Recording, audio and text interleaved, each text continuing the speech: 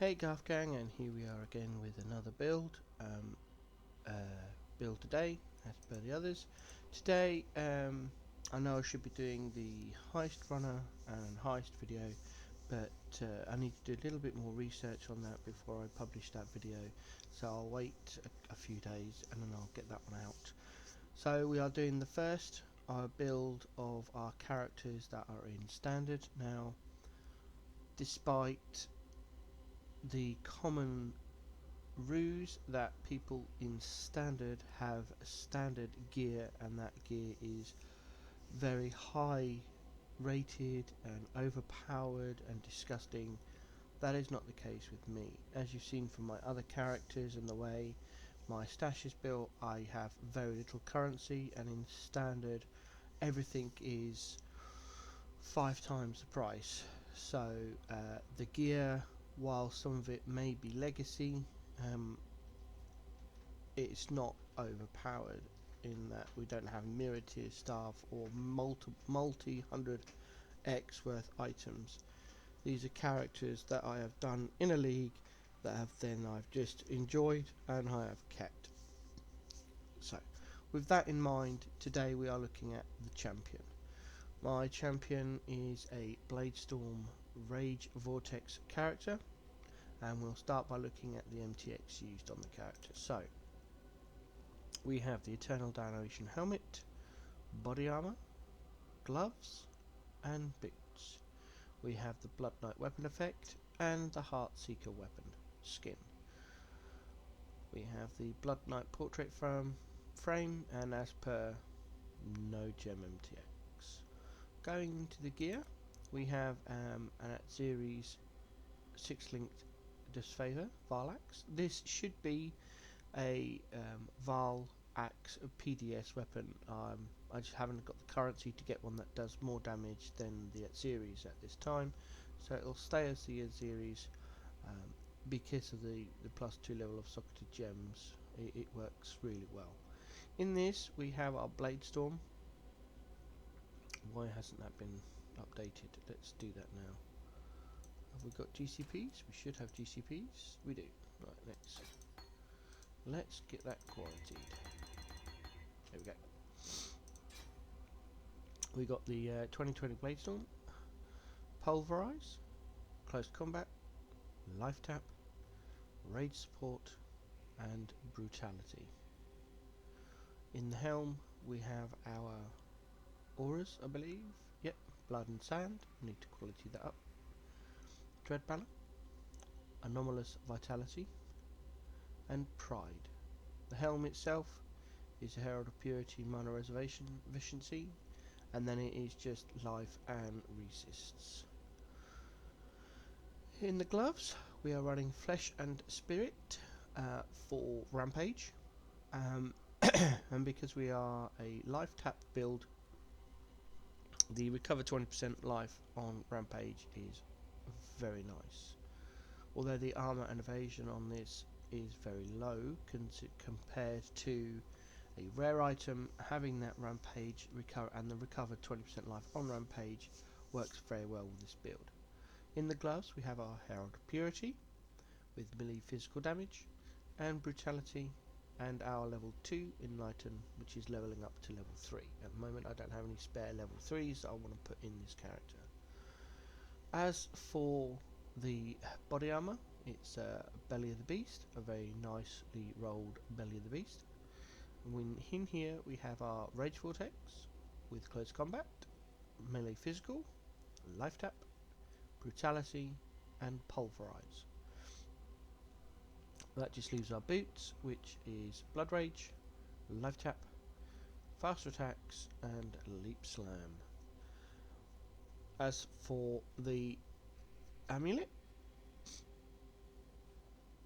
we are running a Dexterity and Intelligence attribute Catalyst amulet with some resists on there, and with the Warlord modifier, 1% increased damage per 15 strength. And then we've bench crafted on the area effect and damage.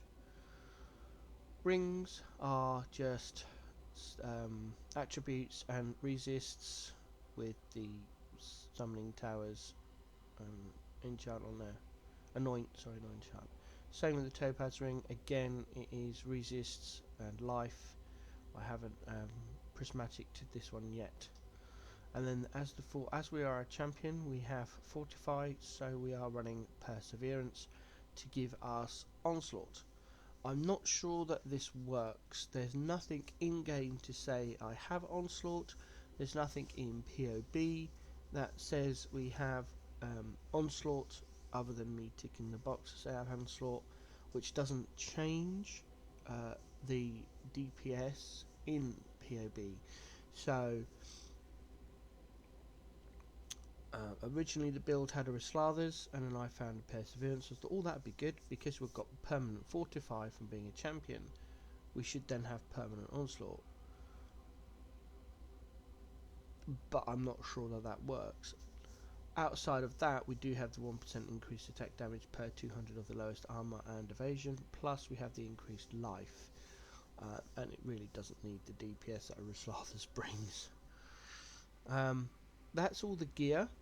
And then in the trinket slot we just have a random trinket that doesn't even apply because this character doesn't go into heist. So you might as well just remove that and put it with our collection of trinkets. Have we got one that does what I need it to do? Yes, Smuggler's Cash use have 5% chance to duplicate contained rogue markers. Have we got one that's got a better 6% chance? 6% chance.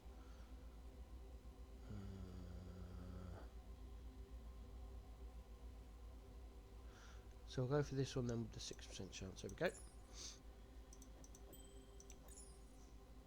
That's better. As for the flasks, these flasks are legacy flasks.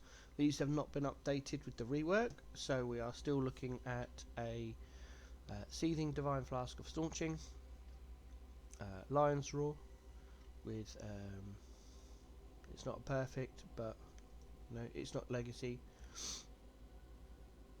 Onslaught Flask, although this needs to be updated because we have Onslaught here, hopefully.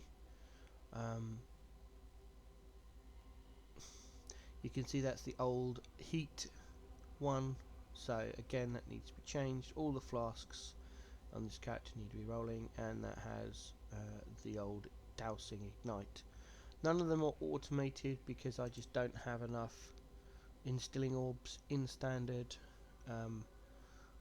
I've got the glass blowers or baubles, but I'm just waiting for the new flasks that I've been collecting in Scourge to come over, and we'll resort out the flasks.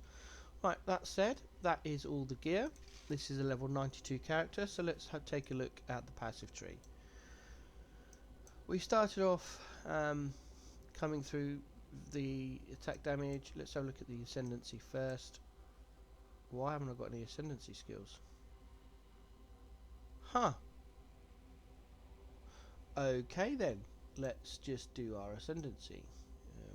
Let's have a look at the POB, find out which ones we need. So we come down here, Master of Metal, up through here for the Fortify, and then up here for the First Strike. There we go, that's better. Right, so that's our ascendancy points. I can barely remember how I leveled this character, but I believe again because it's melee I probably went Frostblades, and then as soon as I could I took Bladestorm and Rage Vortex at the appropriate levels with the appropriate supports, giving the most DPS. Gear wise for leveling, it would probably have been, I know this wasn't a league starter character, so this would probably have been a Wanderlust and remember the helm, the resist leveling helm. I can see it, I can't remember what it's called. God, my brain. What's it called? Oh.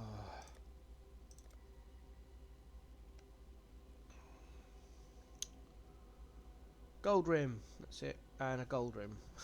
Gold Rim Wanderlust with whatever unique weapons or stuff I picked up off the floor to make it go fast and do uber damage. So I'm not sure when which league this character was made, but anyway. So through here, melee fears, armor, evasion, life, get these two nodes. This one I picked up a lot later. Down through to Master of Arena, through for bravery and into the art of the gladiator, down through the DPS here. I picked up cloth and chain for the elemental resists. We're using quite a few uniques, 1, 2, 3, 4 uniques, so the resists can be a bit of a pain. Excuse me. Also, because we are running a timeless jewel of Akoa, here in this gem slot we do have the 4 life on cloth and chain as well, 4% increased max life, so that helps. Through here for the life nodes, and then along here for the damage buffs and the mastery of fortify mastery. Here for the dread banner reservation nodes and impale chance. Here for the attack mastery and brinkmanship. Through here, up here to get some life with the 50 max life roll and bloodless.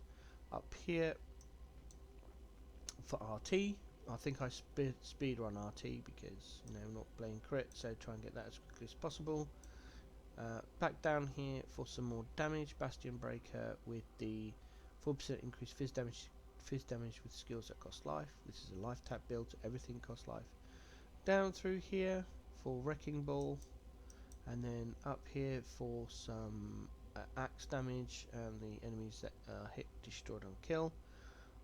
And then it's just tidying up, really going for life or DPS as required. Juggernaut, down for Harvester of Foes with the extra damage in Blood Stance, which is why we're in Blood Stance. Vitality mana reservation node here for Cannibalistic Rite. Through here for Barbarism, and around here for the two-handed DPS nodes. Born to Fight, down for Heart of Warrior and Warrior's Blood. We've also picked up Martial Experience with the damage with hits against rare and uniques. Here for the resists, Corrupted Blood, although I'm probably going to get some Chaos Res there. I'll have a look at my resistances in a minute. Here for the two-handed mastery as well, we've got a Replica Conqueror's Efficiency for the non-challenge skills, have -9 mana cost. Not sure why I still have that. The +5 maximum rage and skill effectuation is nice, but we don't have mana costs, I don't think. Everything's on life tap. Yep, so that might need to be changed. And then up here for Constitution. That are the only 2 jewels, the Replica Conqueror's Efficiency and the Akoa Lethal Pride. In another couple of levels, if we get that far in this character, this will take this jewel socket here for a Watcher's Eye. In the POB, the Watcher's Eye would probably be a Pride. Yeah, I mean ideally it'll be a double Pride regen, 1.3% of life while affected by Vitality, but they are very expensive. So we'll just see what happens and how the game progresses. Like I said, this character is in standard, so the time to get gear and stuff is no big problem. So look at the resists. We are capped on our resist with cold resist being very unbalanced, and we've only just got 5% chaos resist. So I'll probably rejig that passive. I don't mind Corrupted Blood because, as you know, I don't do bosses, so we'll just do this now, and that is mainly to get the chaos resist. There we go. Look, 12%, so a little better. Trying to get chaos resist on this character is quite hard. You've only got the boots, the helm, the jewellery, and the turquoise, and when this character was originally made, amethyst rings were still only 9% chaos resist rather than the updated versions they are now. So ideally, probably this would be better off having both 2 amethyst rings here with the other resists that we need. That would enable us to get a lot more chaos resist. Anyway, that's enough talking about the build. Let's grab some portal scrolls and run a tier 13 map.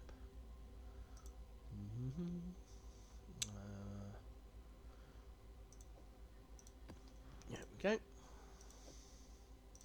We'll just check. No, nothing. How's our, I think, view? We are maxed, yeah, maxed sulfur. So we will just run a Zana map. No, free modifiers. Right, okay, let's go.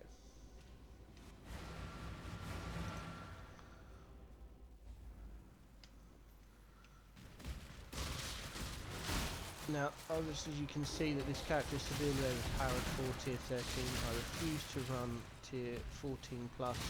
I hate Conqueror mobs.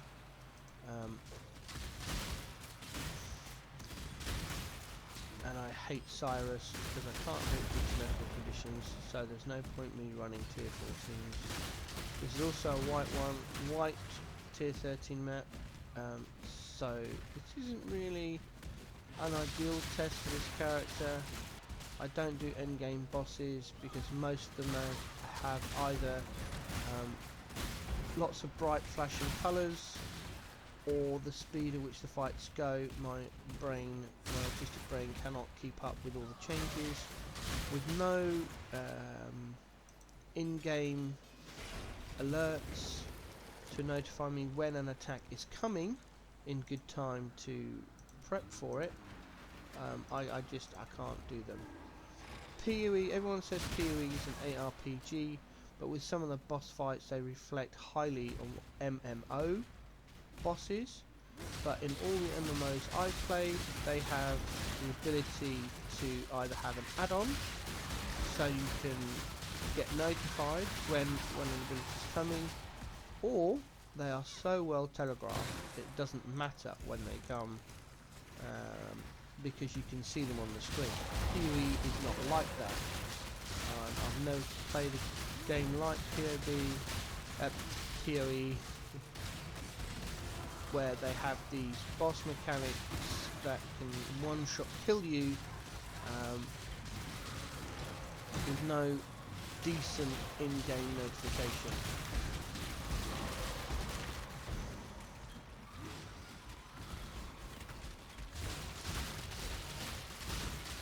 So with that in mind, this is very overpowered. I could go into Delve. It'll be a bit more of a challenge in there. I might do that in a minute. I wish we could speed these up. There we go. Blight map? No. Oils. Oh well.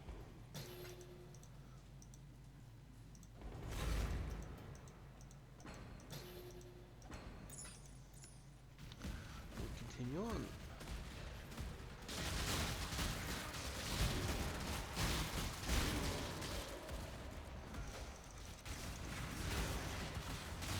I ended up leap starting this character in a version of this character in Scourge after my first leap start failed miserably. I accidentally over-leveled to the point where Axe 7 and 8 I was able to leap slam through the entire axe, only stopping for bosses. I timed myself on that particular run.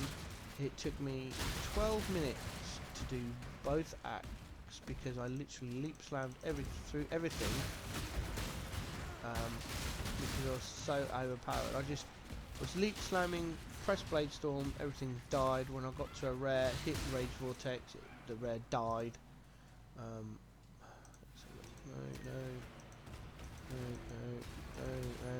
No. Nothing there. That reminds me I need to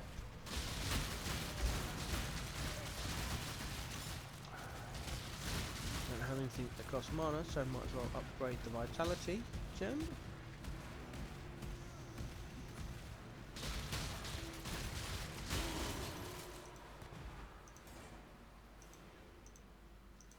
on. Oh, God, I hate this so much.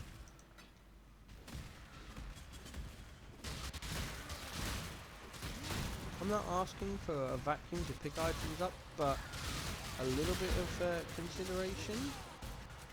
I also don't accept what Chris Wilson said about being complications for items dropping in places. I have seen videos where people have lost items because they have got stuck on scenery.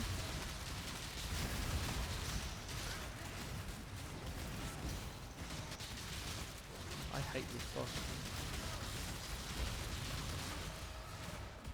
One down. Where's the other bugger?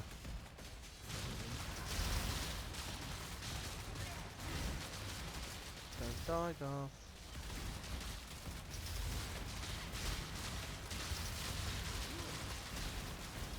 There it goes. So much. I don't understand why the abilities have to be so bright and flashy. I can't turn down the settings on my monitor because then I can't see because the map is so dark.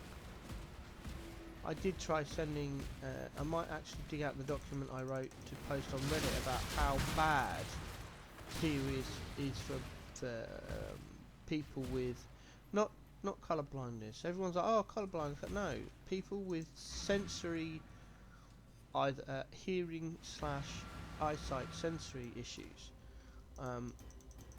There's so much in this game that I can't do.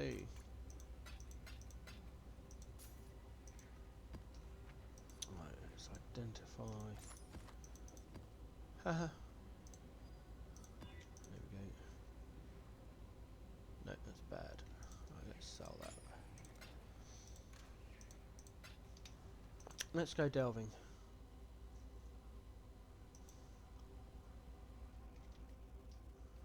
Do do do do. We got update my. Okay. Zoom out. Drag down.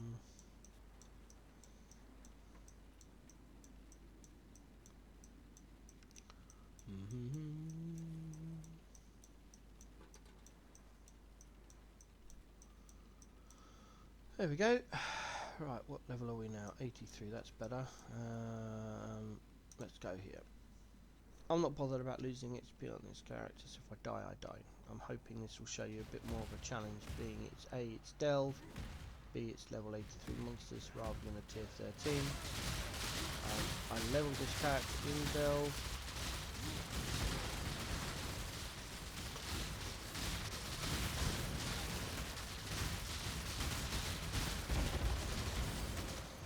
There's Rampage.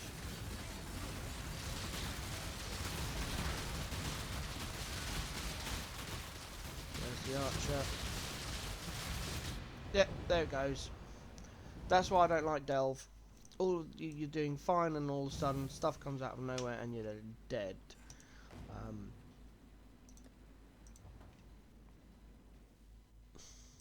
Again, like I said, it's not. I can't cope with the amount of stuff that suddenly appears out of nowhere with no warning, and then you're dead. It's one thing I hate about PoE. I've always hated it about PoE, which is why, despite the amount of hard work I've put into PoE and the amount of hours I've played on PoE, there's a chance I'm probably just going to go over to Lost Ark. It's a lot better game, but we will see what happens when Lost Ark comes out on the 11th of February. Apologies for the bad example of this build. It probably wasn't a great one, really. Tier 13 maps are quite easy to do, which is why I stay there. I play gaming for stress relief, not to be stressed. But anyway, that's the build. Hope you've enjoyed it. I certainly didn't from the death, but there we go. See you on the next one.